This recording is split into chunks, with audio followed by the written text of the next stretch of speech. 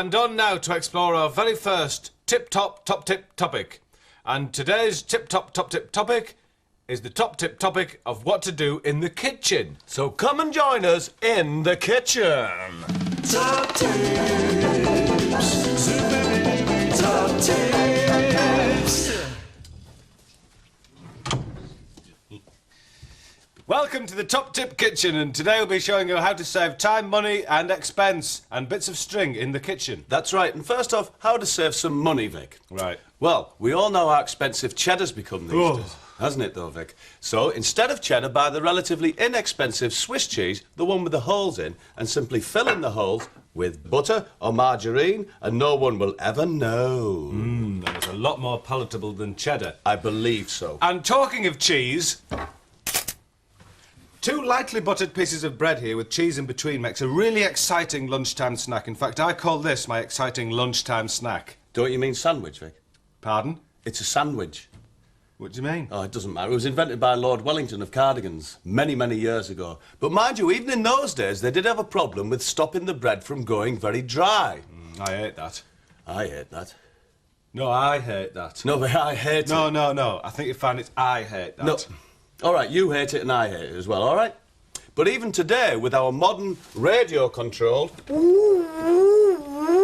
bread bins, it's still a problem stopping your bread from going dry. And that's why we keep our bread submerged in a bucket of moist water. Like this one here.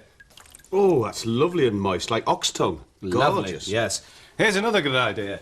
Pop it in the freezer, like so, and when it's frozen, you can sculpt it into these lovely animal shapes. Aren't they sweet? And when they've thawed, you can offer them to the children as a kind of sacrifice, or just simply use them as animal bread zoo figures. Do you know what else I hate, Vic? What?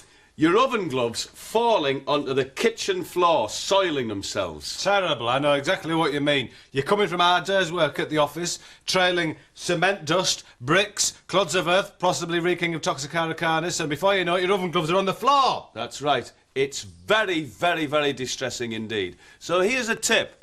What I do is I've attached a smaller length of elasticate to my oven gloves so that I can store them on the ceiling. As soon as you've finished your task at hand, might be cooking pies, might be cooking pancakes, I don't know. As soon as you've finished your task, release the gloves and they'll be tended to carefully, having their hair combed by the kitchen angels. Of course, you don't need to waste a fortune on oven gloves. Washing up gloves do just as well. Cleanliness in the kitchen is good advice. It is paramount. For instance, did you know the best way to keep monkeys out of the kitchen is by hiding bananas on top of the wardrobe in your bedroom?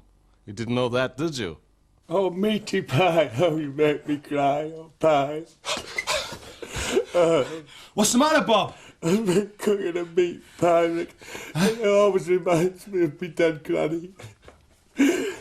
Happily, though, I did have the foresight to ask the undertaker to remove her dentures prior to cremation, and I found that they make a superb pastry cutting tool. See how they cut the pie crust into a shape that will delight. And I suppose having the dentures nearby evokes many happy memories of your deceased grandmother during her living period. Oh, it does, yes. Anyway, on a safety note, have you noticed how many times you chop off your fingers when you're cutting vegetables? Here's a tip. Have somebody else hold the vegetables whilst you enjoy the chopping.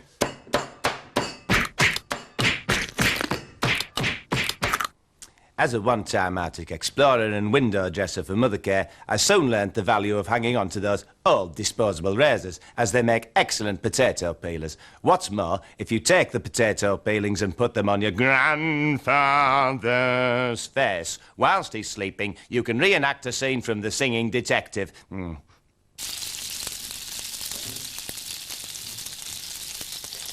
Housewives, ever been spat at by a sausage? I know I have, and those hospital bills are killers. That's why I always wear a welding helmet like this and a lovely leather apron. Vic, Yes. does that also apply to bacon? No, just frying. Oh, right. I tell you what worries me about sausages, Vic, is how do you prevent a small child from picking up a hot sausage and thereby burning their eager little fingers? Oh, terrible that. Whoa! Makes you shudder, doesn't it? What you do is, Bob, when they've been cooked, you put them down on the work surface and tape them down with highly coloured masking tape, as I've done here. And these, make fantastic party food. They're an ideal party food, and if any of you out there are thinking of holding a party, here's some essential advice for all party hosts. Ah, Vic, I can see that you're holding there a half pint of delicious foaming stout. Yes, well, you'd be wrong there, Bob, because it's not a half pint of stout. It's a half pint of Marmite topped with shaving foam. It looks just the same, and it has the added bonus of tasting nicer. What I found is that if you pop an Alka-Seltzer into a newly opened can of beer, you get exactly that fast flow effect that you get from a widget. And of course, the added advantage is you won't wake up the next day with a hangover. That'd be terrible, that, wouldn't it? But, Bob, what can we do at our party for our vegetarian guests? Well, good question, Vic. And who better to answer it for us than the Cubans' president, Mr. Fidel Castro?